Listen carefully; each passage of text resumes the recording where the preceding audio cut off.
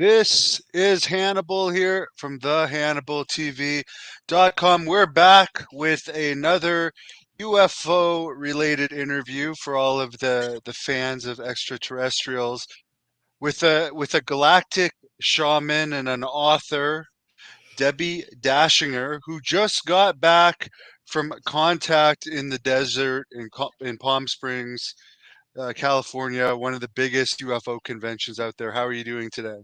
Oh, I'm really good. And I'm like reintegrating back to life because it was a big event. There was a ton of information going, a lot of friends there to reconnect with. And, look, I love this subject and I like that there was kind of everything and anything there. And I'm able to pick and discern what I want to put my attention on and also learn more about the pieces I'm not aware of. So it's beautiful what they do every year. Yeah, I'm a fan. Was there a mass sighting? People were wondering if the extraterrestrials were going to use this opportunity to appear or have some type of contact. I know they were doing those C5 events out in the desert. Was there any news from the extraterrestrial world coming out of that? Yeah, there was a sighting. There was three spacecraft that came when they did the evening CE5. That's Close Encounters of the Fifth Kind, for anyone who's curious. And so, yeah, I mean, those are beautiful processes anyway. I've done them many times out in Joshua Tree and other places where there's a lot of UFO activity. And they did them, I think it was Saturday night, Sunday night, and definitely some spacecraft showed up very close to where they were and hovered nearby just to say, we know what you're doing down there. We got you with this event. And some of us are walking around the event right now. Yeah, because I've heard through various people that they do actually come to these events, whether in disguise or hybrids, because they're curious to see what we think of them. Absolutely. I have been since look, I've been spiritual and into self development forever, but I never like quite got the connection. I just thought I was in that because I wanted to heal. I've always been very committed to healing, getting better and growing. And I've been very committed to learning, like this spirituality in general has really fascinated me. But even while I was being very spiritual and attending things, I would hear this a long time ago, decades ago. Somebody from stage would mention it about with a little tongue in cheek, those in the crowd amongst us who are not from here. And I would laugh, ha ha, and move on because in those days I was a skeptic. I didn't believe in that kind of stuff. I believed in spirituality and all of that. And I believed in healing modalities, but there were certain things I was not into. And so now this idea they are here amongst us is very different to me. I heard a statistic that said that 90 something percent of all humans have actually had extraterrestrial contact. Doesn't mean that everybody remembers it or is conscious of it. So that could be just like you're saying, not just at a contact in the desert event, but walking around a neighbor in a mall. There could be a lot of places where they are choosing to take human form to get information. I just choose to think it's for good. They're usually very advanced civilizations. And I think it's an interesting concept, that makes it less them and us and more they're already here anyway. They could be with us right now in the audience. Yeah, well, someone else was also telling me that they might watch podcasts like this for the same reason to find out what we're talking about regarding them and how much is actually true or if it's actually comical what we think of them. But being a galactic shaman, I'm not really familiar with what that is. Could you explain that to me? Yeah, happy to. So The two things that I'm into and that I offer to the work, I do shamanistic healing practices. I became a certified shaman. And also the galactic part, it's very near and dear to my heart because I had a huge awakening around this. So, two big awakenings. And essentially, I feel like, if I can be so bold with you and your audience, here is the truth. I literally feel like there are extraterrestrials who watch after me, who know me very well, mostly because of my podcast and because I get to interact often with more than once with someone who channels a particular extraterrestrial. And I've developed a relationship with these extraterrestrials. I really believe that they and probably my starseed galactic family are looking after me because I have had doors, very unexpected doors, open up. And I was the one asking these questions. I'm the journalist. I'm the aggregator. I'm the one who's curious, asking, asking, asking.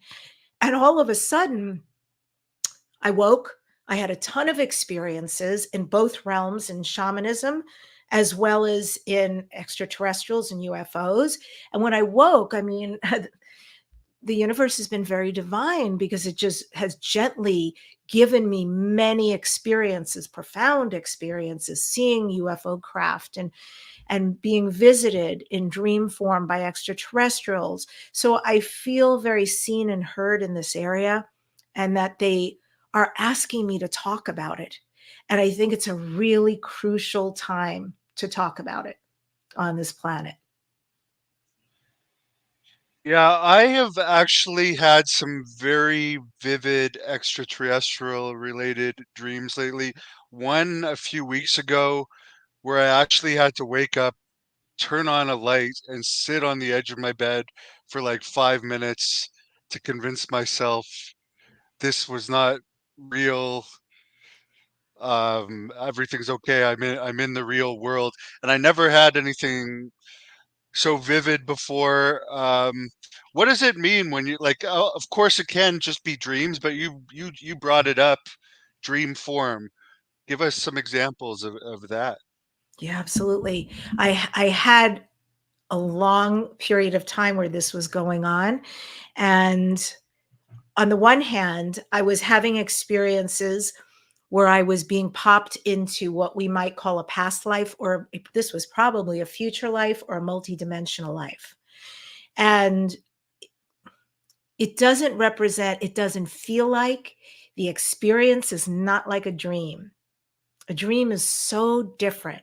This is so real that when I woke up, much like you said, you needed 5 minutes to sit on the edge of your bed. I was completely discombobulated. Like, where was I? Who was I? It took me a while to reintegrate back to this life. So I've had dreams.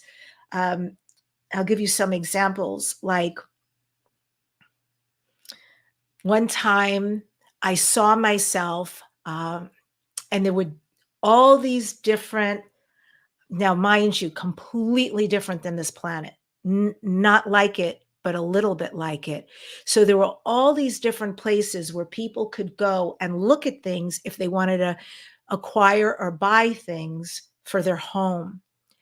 And in this lifetime, I was an interior designer, and I was able to fly, and I brought things in that were like just going to give it the right zhuzh, the right, the right pillow, the right painting, the right, just to make it look amazing.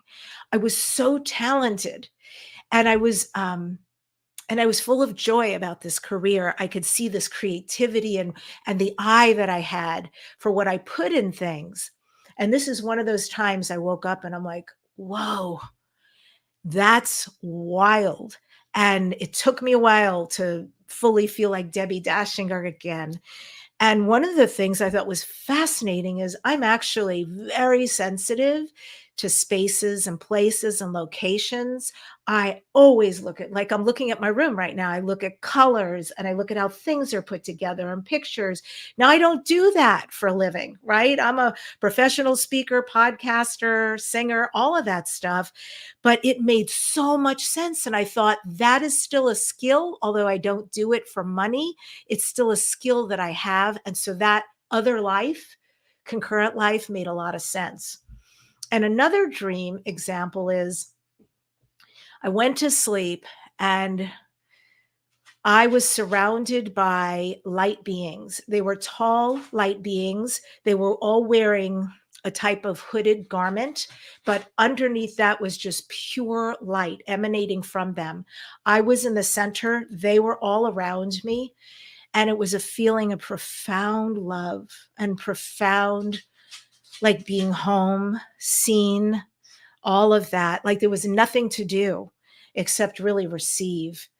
And when I woke up from that one, my first thought was, oh, I hope I'll go back there again tomorrow. I hope I'll reconnect with them. And sadly, I have not. It's one of those flying type dreams that you have. And then you think, oh, I want to fly again. And then, you don't quite on your own timetable. But yeah, those are just some examples. So being visited is often something that has occurred to me in that state. Yeah, I've had a bunch of weird stuff happen that I won't get into today, but it's made me think a lot.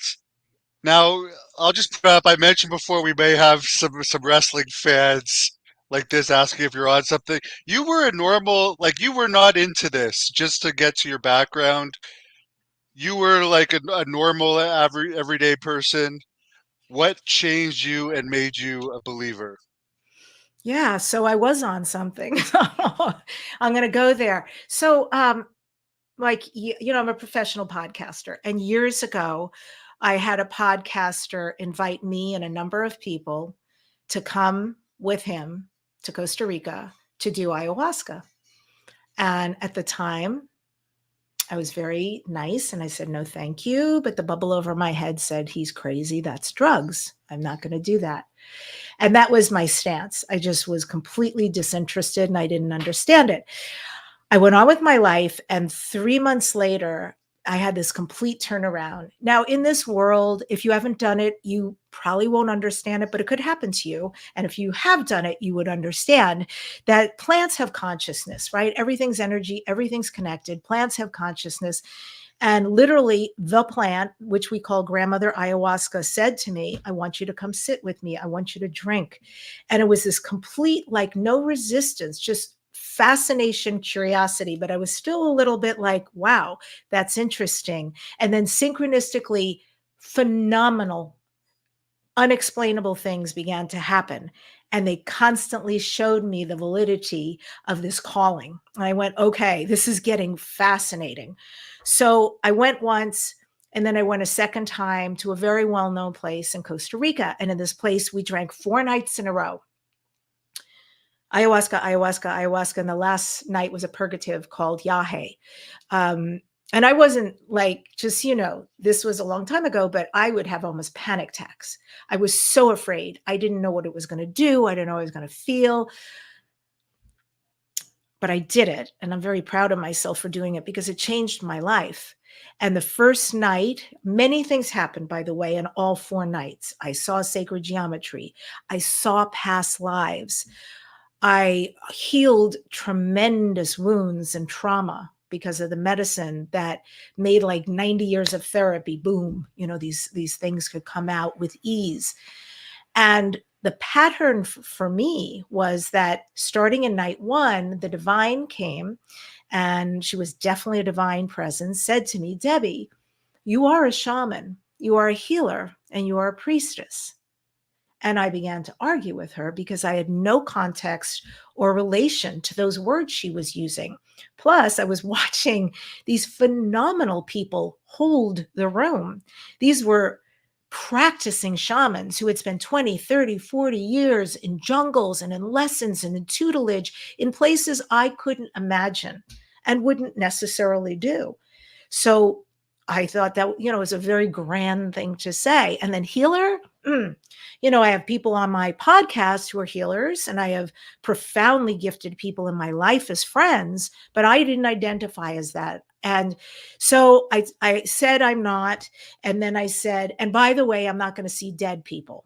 So um, it may seem like there was no alignment with those two things, but that had been a fear of mine.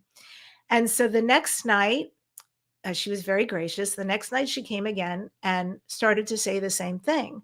And this time she showed me what it was like to see dead people. And I said, well, that actually wasn't terrifying at all. That's manageable. I get it.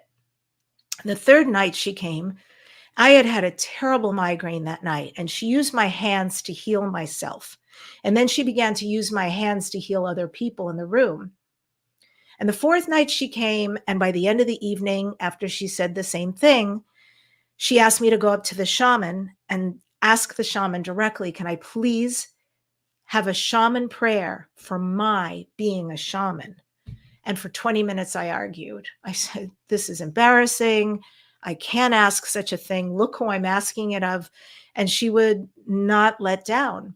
And so after 20 minutes, I acquiesced. I went up to the shaman, and they were very beautiful. And they not only gave me a shaman's blessing, but they gave me a blessing to understand my shaman's path. When I got back to the United States, I was very confused. And I was sharing with a friend of mine, and he said, let's do some past life regressions. We did one past life regression. I was also an eye roller about that, by the way. I thought, oh my God, it's never going to work, and I'm going to go in my head. But he had a method that was just beautiful. And I immediately saw myself as a male, dark-skinned shaman living on a more of a meadow, I would say, than a prairie. I mean, very at peace with nature and with animals and living alone. It was a really interesting and very happy life.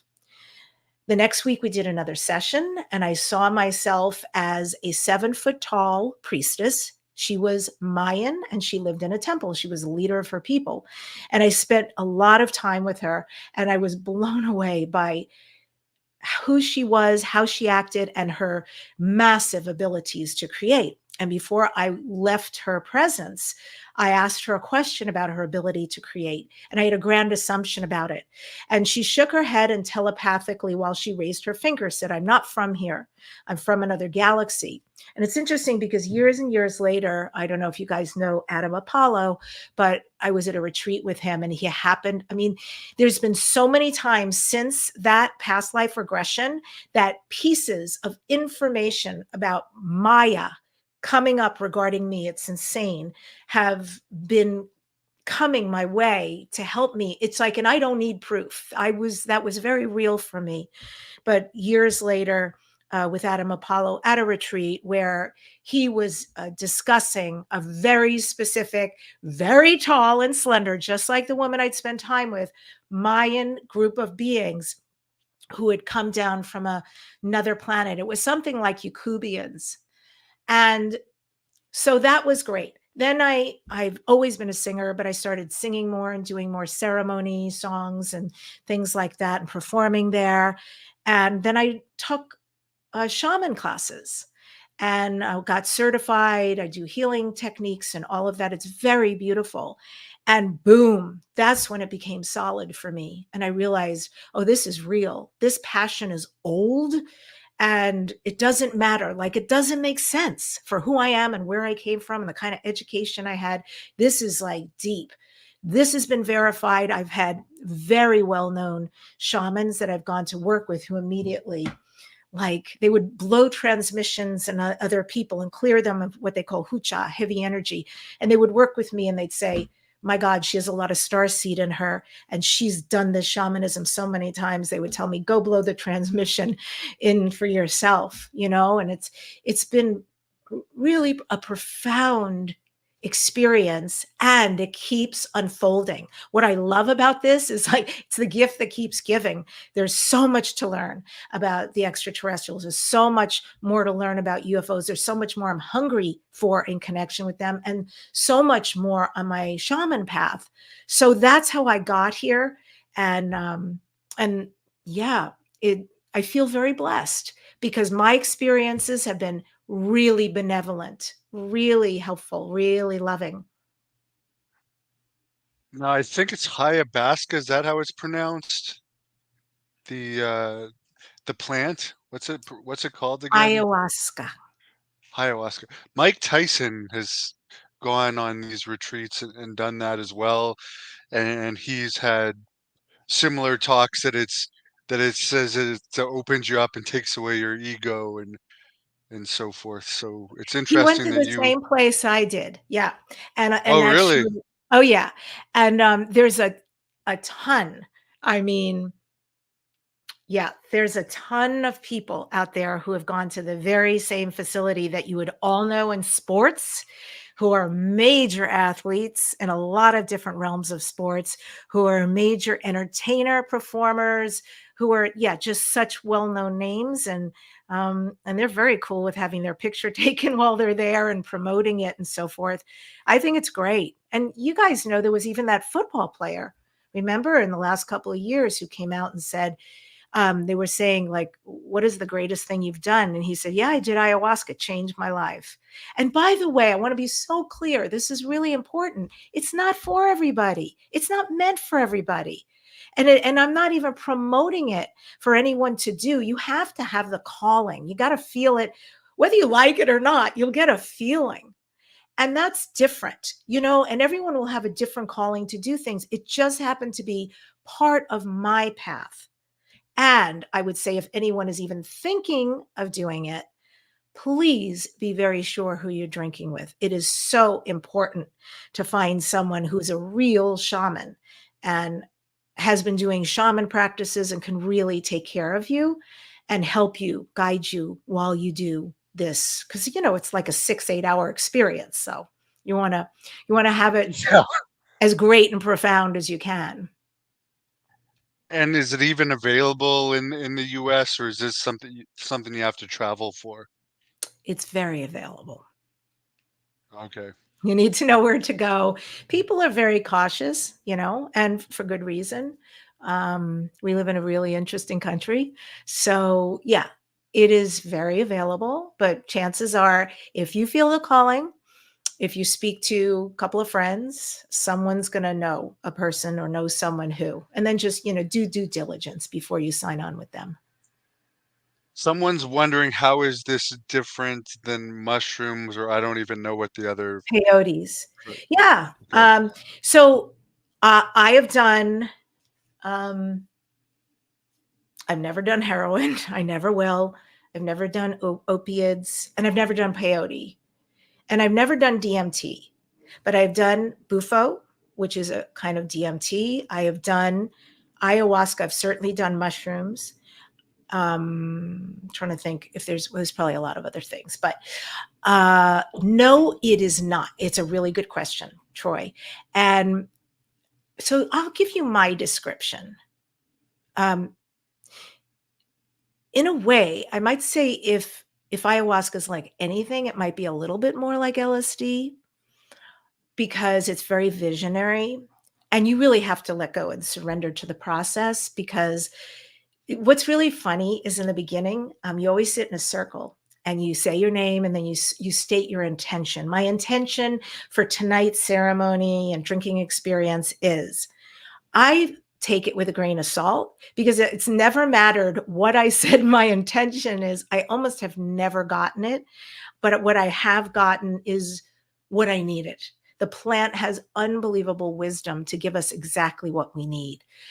So, as far as mushrooms, if you've done them before, then you'll understand mushrooms is, to me, it's a very divine experience in a different way. It is deeply connected me. Well, of course, you can still move your body really well. So I've even gone camping and done them. And, then it's beautiful if you're trying to climb water and rocks because you become super connected with them.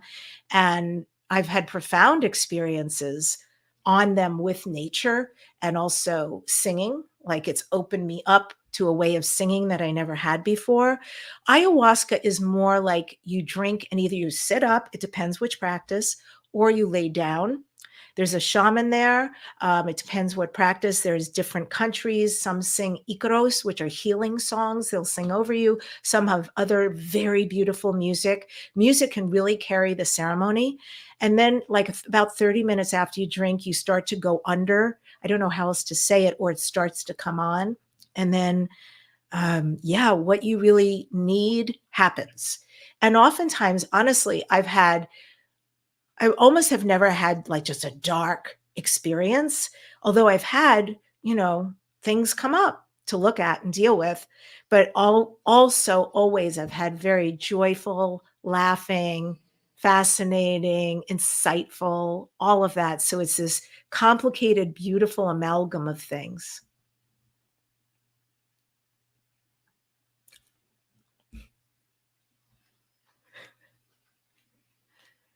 I can't hear you. Are you muted?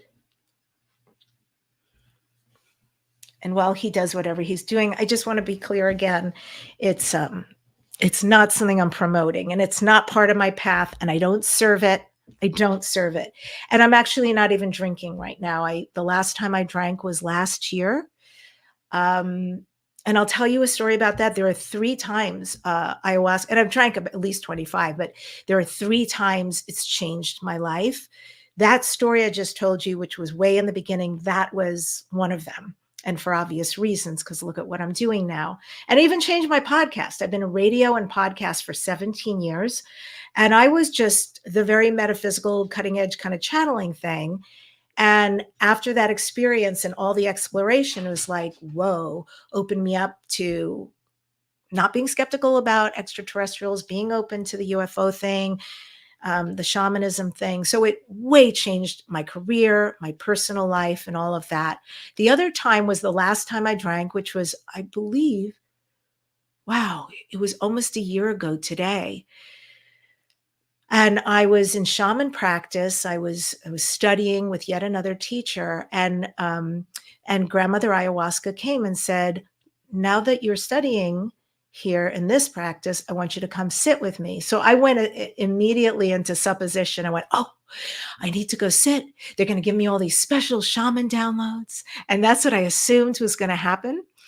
That's not what happened. So, like I said, she has wisdom, but it did get me there. And so I went and sat with grandmother ayahuasca, and oh my gosh, she kept showing me things about my mother and clearing stuff about my mother and asking me to take responsibility about things in my relationship with my mother.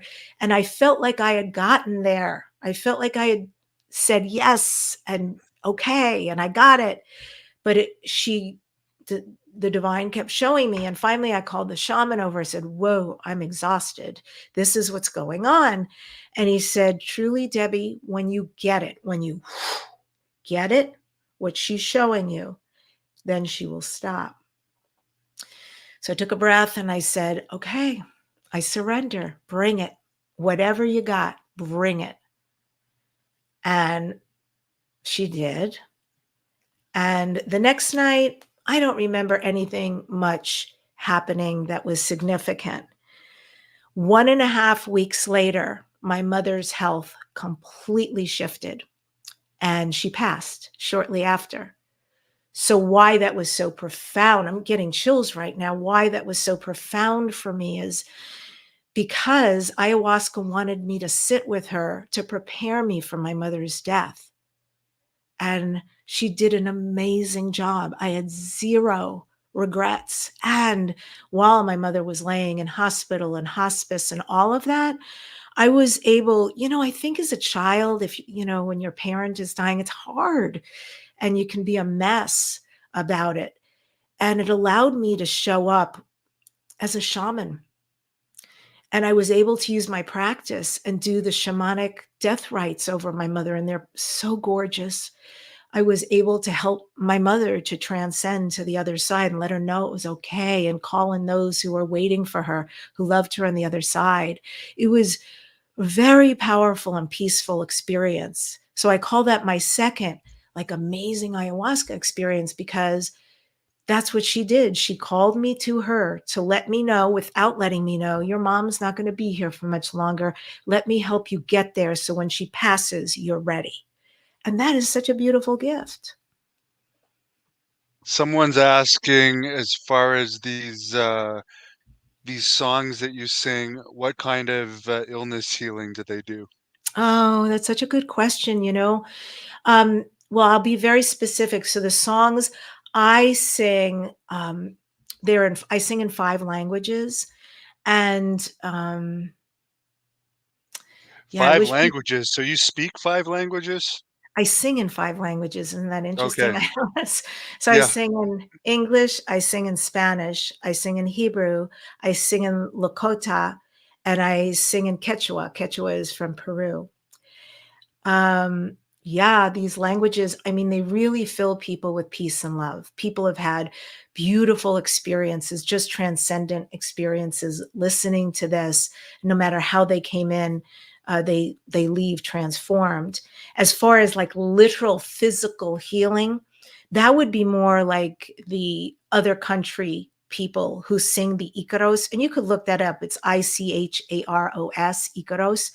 And to our ears, they're probably not the prettiest sounding. They're not kind of the songs I sing, but I've been in ceremonies where they have been sung, and it's very different when you're on medicine and you can hear this medicine person is singing over everyone and you specifically to create that healing you need, emotional healing, spiritual healing, physical healing. So, yeah, that's a gift they have. I saw this picture you posted with Whitley Strieber, the author. I just finished his audiobook, They. That's a great outfit you have on, by the way. I But made it. oh, you made it yourself. You're also a fashionista. Well, I mean, just as a really fast aside, I know my starseed lineage. And when I got, so Lyra is a big aspect, meaning the lion people, where I come from and the planet Lyra. And so, yeah, I made outfits that have the lions on them and some galactic things and just rocked it at the event. Yeah, I love Whitley. Isn't he amazing? Here's another clip of it. I love this picture too. You're This posing here though, right?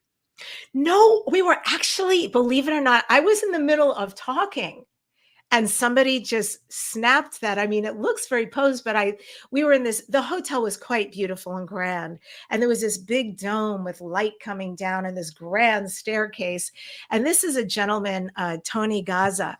He actually channels mantis beings. And I've never had anyone on my show who channels mantis beings. And we're also speaking together on a galactic cruise. You should come. We're going to do a galactic origins cruise in December to the Yucatan, and there's huge, huge names speaking on the cruise. So it was really fun also for me to meet Tony, because we'll be hanging together and he'll be coming on my show. And then Whitley's been on my show at least 2 times, maybe 3, and he and I agreed he'll come back. We're going to talk again in the fall because he's busy writing a new book. And I love Whitley. Like Whitley Strieber, he scared the shit out of me when I was a kid, right? And I read these books like Communion. And that's why I was so shut down because of Whitley. I was so shut down about extraterrestrials. Like, I don't want something coming through the walls and the ceiling and doing those things to me and, creating PTSD. So I was like, that's crazy. I want nothing to do with it. But he's brilliant. He's a brilliant writer. And so what I love about Whitley, because that's where he started, was around the trauma with abduction.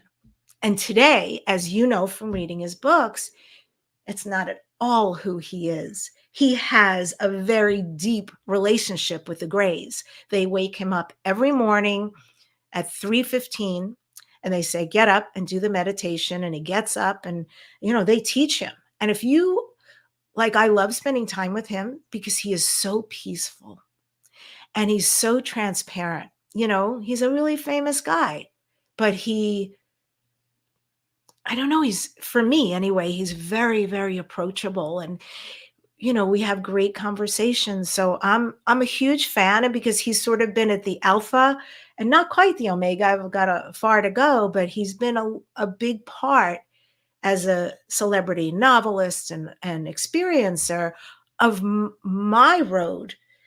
And now that I have a lot of peace around the subject, so does he. So yeah, it's beautiful to be there with him. And it's interesting in his last book, he's still not 100% sure of what their intentions are from at least the last book day that I listened to in audio format. Which, by the way, I had horrible nightmares a few of the times I listened to that, falling asleep. So I wouldn't suggest people listen to that falling asleep. But do you talk to him at all about, like, and you could tell us your theories as well?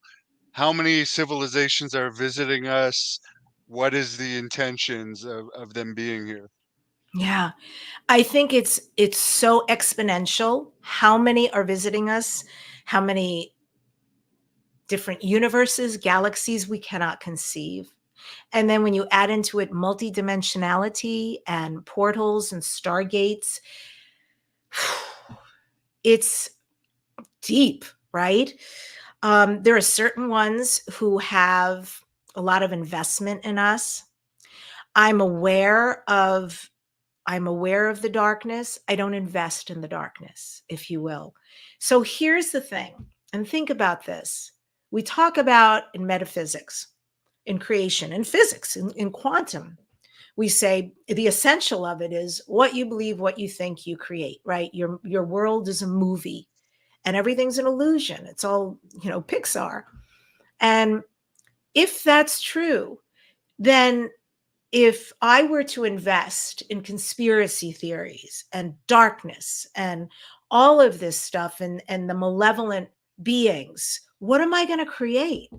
I have no interest in that at all. I really don't.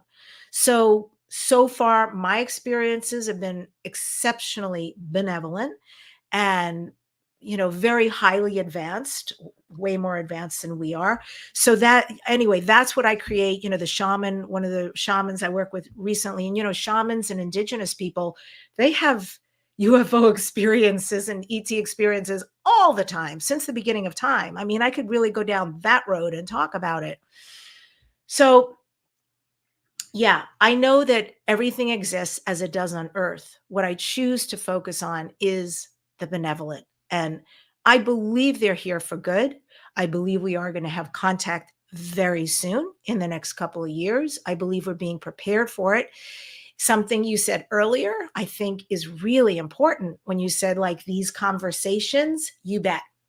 In one of my latest conversations with Daryl Anka, who channels Bashar, he said, yeah, Debbie, there is going to be undeniable first contact. And he gives some context about when it's going to happen, end of the predictability right now, the probability is end of 2026, beginning of 2027. And it is going to be very benevolent. But he said, that's undeniable first contact. But he said, what you and I are doing here, what you and I are doing here, this is called first wave contact. And they are very aware of it. And I'll tell you a really cool story.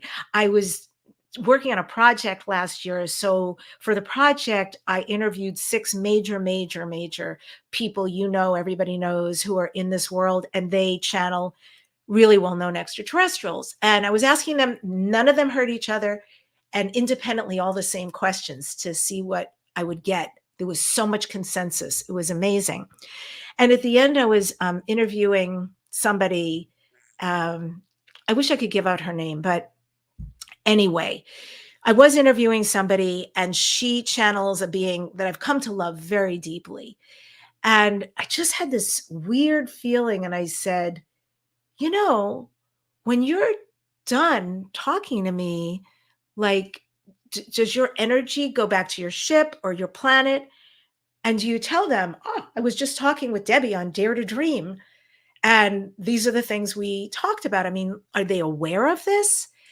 And the channeler started to turn around, and she stayed there for a little bit, and she came back and she said, not only are they aware, but they're here with us right now. And there's entire football, soccer stadium of them cheering, so grateful for the connection, because we share DNA with many of these races. They're our family, they're us in the future. So they're so grateful because they want us to become part of the galactic community and they're waiting for us. Now you were talking about these mantis beings. I had someone on the other day. I love how you're looking this outfit, so we'll put this up again. You said he channels them. But someone was saying that although they might look to be the scariest, they're actually one of the better beings as far as when they interact with humans. It's less harsh, they're more explaining, and they actually have sympathy where we hear sometimes the grays, for instance, are very robotic and not sympathy. Have you heard the same thing about these mantis beings? And is there any relationship between them and these praying mantises? Yeah, absolutely. You know, the grays are devoid of emotion, which is why they literally bred it out of their DNA, which is now when you hear abduction stories, why they're taking, well, also to breed new gray humans or whatever they will become in whatever ever galaxy, but it is to bring back humanity, to bring back feelings and emotions they wish they realized that was not a smart thing to do. So that's the grays. Now the mantis beings are scientists and they're often the healers. And you know, when I've had something go on with me physically, I have prayed, like, please come work with me. You know, work with me in my sleep, work with, I don't care. I would love to receive a healing from you. Sometimes when people are in ayahuasca, they will report insects.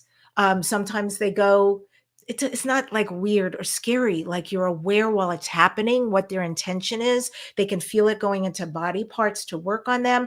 And mantis beings are often what happens. And we have had here at our house, I've opened the front door and there's been a mantis sitting at the front door. And you would think you would be scared by the door or this giant human looming over it. And instead, they have just sat there and sat there. And we've picked it up and we've talked to it and taken close up pictures, and they're beautiful. So I always feel like that's a little premonition that they know, you know, if not, it's just a beautiful creature, but, you know, it feels very good. So, yes, they're really benevolent. I've seen George Knapp to take pictures and show pictures from around his house. He has like an unusually large number of praying mantises around his house in Las Vegas. Have you heard about this? And did you see him while you were in Palm Springs over the weekend? I'm sorry to say I didn't. I know he spoke there. Um, and, you know, a lot of people, not a lot, but there was a contingency of people who couldn't make it because of the hurricanes, the tornado in Texas and Arkansas. That was a real bummer. They couldn't get flights, they were canceled. So I don't know if he was one of them, if he made it. I didn't see him. I saw many other people, but not him. But that's cool that he has praying mantises everywhere. It's a good sign. Does your husband work for Coast to Coast, the famous radio station or radio network that has all of this extraterrestrial content? Oh my God. No, but you're talking about Tommy D, aren't you? Tommy Danheiser? Yeah. Oh, sorry. I thought it was the same last name as you. I thought it may. Oh, Okay, it's sorry. okay. I love him. No, Tommy's Yeah. amazing. I met Tommy. In fact, folks, write it on your calendar on Wednesday, June 12th. Gaia TV, George Norrie's show Beyond Belief. I'm being interviewed. And I would love you guys to tune in. I really would love you to see this episode. And by the way, you don't have to worry if you say, oh, I don't have Gaia TV. You can get a free trial. So just, you know, and enjoy some of the shows there because they're amazing.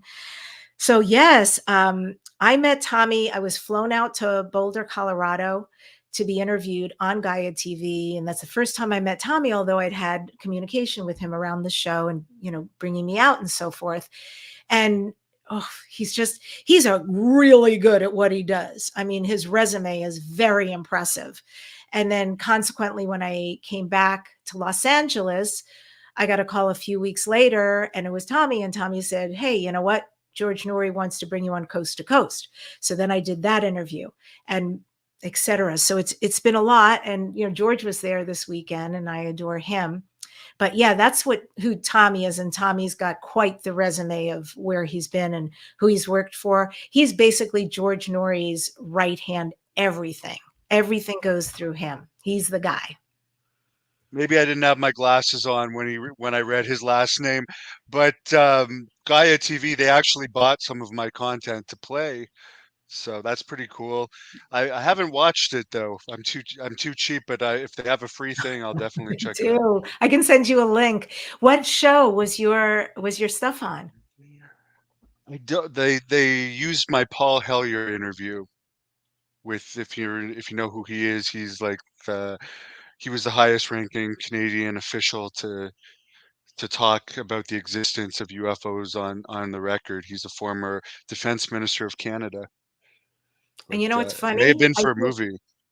That's very good. I love that they're using your stuff and that they're even aware of you. That's excellent.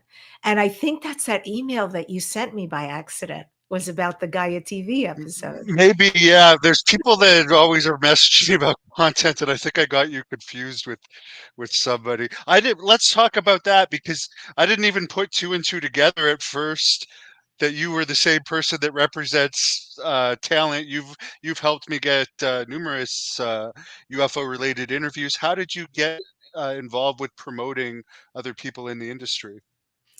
Well, I'm a book writing coach, and I take authors' books to guaranteed international bestseller. And I had a particular client, she's been on your show, and she's very gifted psychically and otherwise.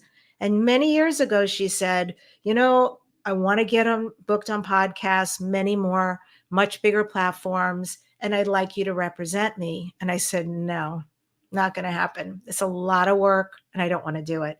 She said, no, you're the one. And I was like, okay, you're so confident. And I love her and believed her. And I said, I'll tell you what, let's make a deal because I'm not sure. Let me do it for 3 months. I mean, I know this arena. I teach this arena, right? I teach people how to get booked on podcasts and what to do. So I said, let's give it like a couple of months. And if I don't like it, just honor me and I'll extract myself. But I did it for a couple of months and she was tough. I thought she was going to be the toughest because of who she is and what her background is. I mean, it's pretty interesting. And I got her on a ton of shows. And it's almost like, and I never pitched myself to anybody. It's almost like a shingle went out energetically and people started coming to me and saying, can I hire you? Can I hire you? And I keep it very small. I like to do maybe 5 or 6 people because I'm busy. I'm also speaking. I've got my podcast to run and people to meet and places to go. So yeah, I like to keep it simple, but I love what I really like is spiritual messengers. I've got someone new coming on, and he does something a little different, but it's also super interesting. So I have to really love the person and what they do, and then I get them on a ton of stuff. Yeah, you must be incredibly busy. I can only imagine. So let's get your opinion on this. You deal with all these people that they don't always have the same views as you, even though you represent them as far as like for instance, what happens when you pass away. So what's your theory or what's your knowledge of what happens when you pass away? Isn't that interesting? I know. Some of that I actually feel like has to do with someone's beliefs. So just like what we believe here, we create based on how much I hear that's really different out there. I think somebody could die and think it's hell. Somebody could die and think, oh, there's Jesus. Somebody could die and go, oh, there's the light. It's beautiful. Someone else could die and say, there is everything about my life, good, bad, and indifferent in front of me. So I do think the belief has a lot to do with it. And there's probably a layer of that we have to go through until that's complete. I very much believe that it's beautiful, that we go back to source. I very much believe that we go back to our oversoul, meaning there's a grander, higher version of me that doesn't just oversee Debbi Dachinger in this particular incarnation, but God bless that oversoul, really oversees also the Debbi Dachinger. Every time there's a great show on right now, I want to recommend. It is on Apple TV and it's called Dark Matters. And it's based on a book, and it so beautifully shows that every time we're at a crossroads and we make a decision, I'm going to take this job, I'm not going to take this job, I'm going to leave this relationship, I'm going to stay in this relationship, everything that's big in our life, the road less traveled and the road traveled, right, both become a split off of a lifetime. And it happens over and over again until all these different lifetimes, besides past, which is really concurrent lives, and future lives and galaxies and all this stuff. So there's so much in Oversoul Seas. But yes, I absolutely believe that, certainly for me, that if I go through a view, or I just go to the light, or I see someone I love, or the animals, that I've had in my life, that sounds awesome. And I do believe very much in the consensus that it is so overwhelmingly beautiful and a feeling of peace and being united. It's not dense or difficult like it often is here, that we don't, for people who've had NDEs, they really near death experiences, they don't want to come back, but they'll realize I have purpose to come back. So that's my feeling. And then there's new choice at some point. It could be a gabillion years from then, or, I'm complete. But if anyone's ever curious about that, listen on Audible or read Dolores Cannon's book. Dolores Cannon is no longer with us, but she did something called QHHT, which is quantum healing hypnosis technique. Whoa. And she put people under, and the stories, like she was a scientist. She wasn't into any of this stuff. And what started coming out about people being extraterrestrials and people being other planets and people being all sorts of matter we wouldn't normally conceive of. It's fascinating and fabulous that we essentially can be many, many things.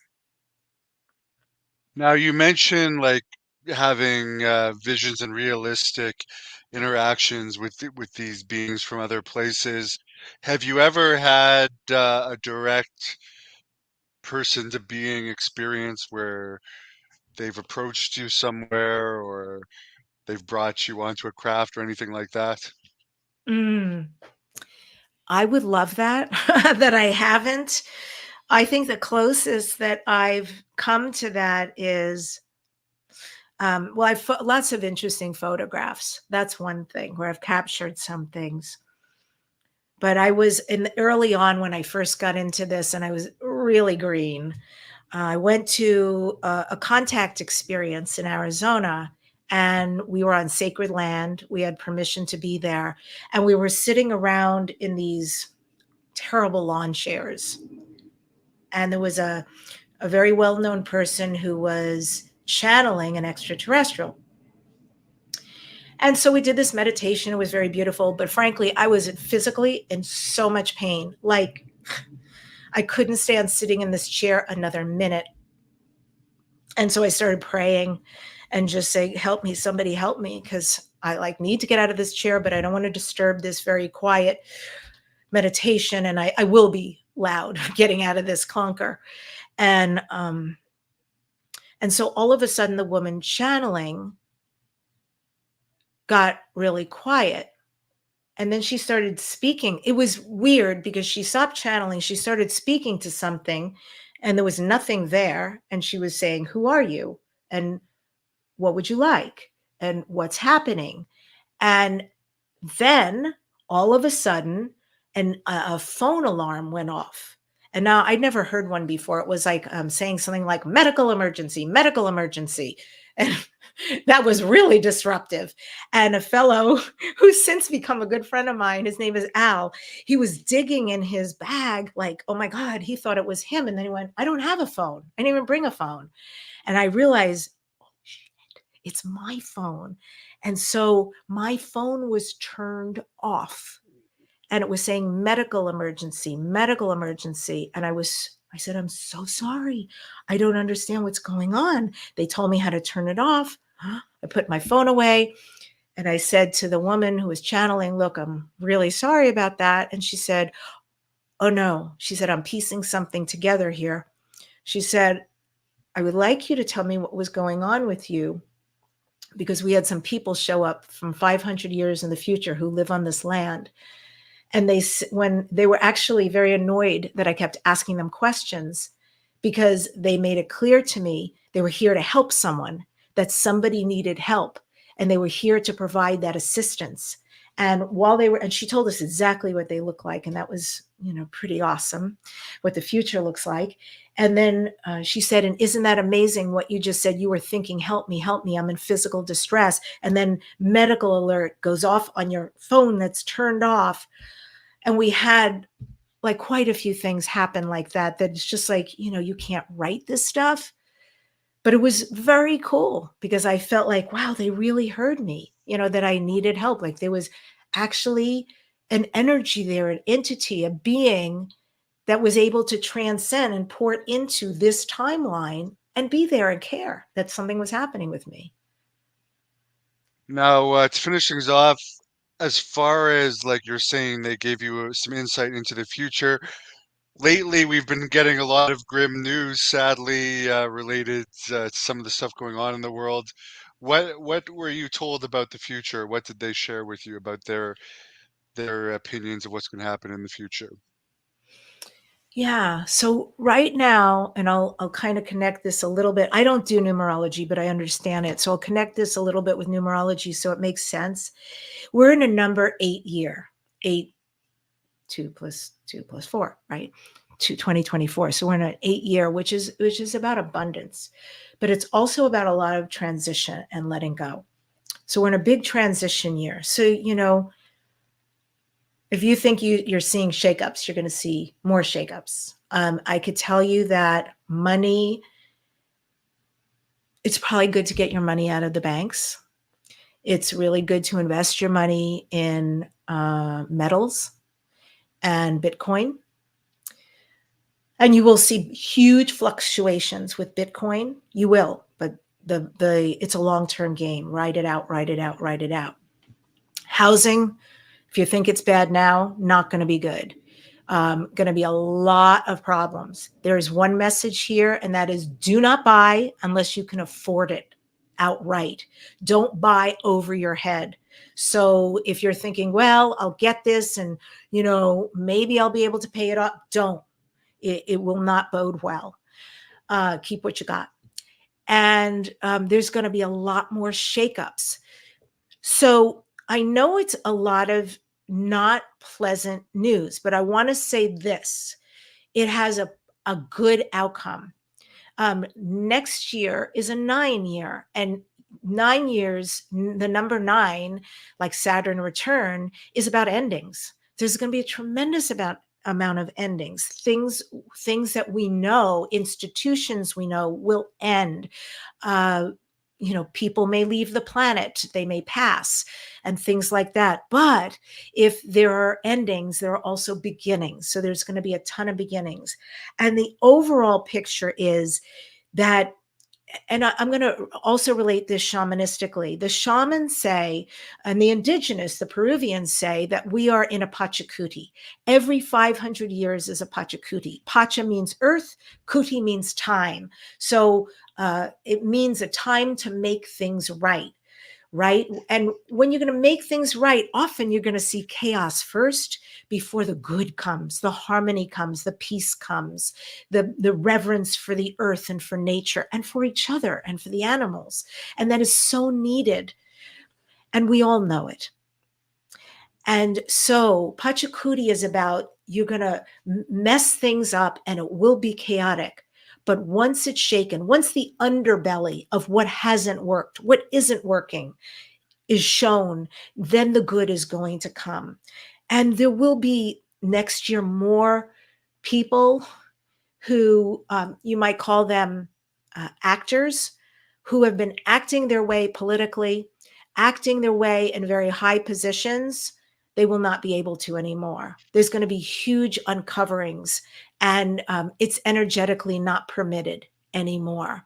So all of this, I know it looks rough, like, oh, haven't we had enough? I get it, but it is because eventually we are going into that time of peace, going into the time of when the masculine and the feminine are finally equal. And we need the divine feminine as much as we need the divine masculine. There's gifts in both, and we have both in all of us. So just be cautious, have a budget, stick to it, live in your means. There's going to be a lot more UFO, a lot more disclosure, but we don't have to wait on the government anymore because it's going to be coming out from the people. And we will know without a doubt, this is the truth. They have always been here. They are here now, and they care deeply about us. They will never interfere unless it's nuclear, but they are here for us and waiting for us so we can join them. Last question here. Do you use Gernantria? Is that, am I even pronouncing that right? Have you heard of this? No, you'd have to explain to me what that is. Gematria? I never heard of Yeah, that. neither do I. Well, we've put it up over on the screen a couple of times. So we'll do it again. DebbiDachinger.com is your website. You also have a YouTube channel. Where else can people follow you? I know you're on Instagram too.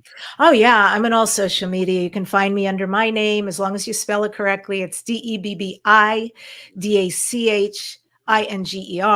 I've got some books on Amazon all about creating your dreams and doing PR, but the dreams ones are, pretty fabulous because that's how I started in this business 17 years ago. I created major dreams and I wanted to teach other people. So I still love that. I still love to see people live their passion and have that connection with why they came here.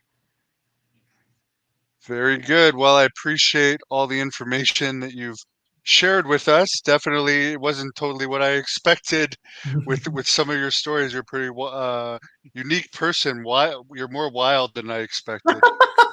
Thank you so much. I think. No, thank you. It's really a Yeah. pleasure and an honor to be with you and your folks. And I'm thrilled to do this with you, and hopefully more in the future. And hopefully we bring you out to Palm Springs next time. Oh, I'm definitely going next year. It's quite far away from where I am, so I needed more time to prepare. But next year I'll be there. And what's this cruise? Where can people find out more information about that? Beautiful. Thank you for that. You can go to my website. That's the easiest place because there is a link right there. You can also go to galacticorigins.cruise.com. We're going to the Yucatan. I've never been, so I'm very up for this. We're going to Belize. We're going to Honduras. We're going to Cozumel. So you've got all these land excursions and then 7 days at sea. It's on the Celebrity Cruise, which is a luxury liner. And the speakers, when you look at the lineup, it's very impressive. These are people and would want to hear like the best of the best.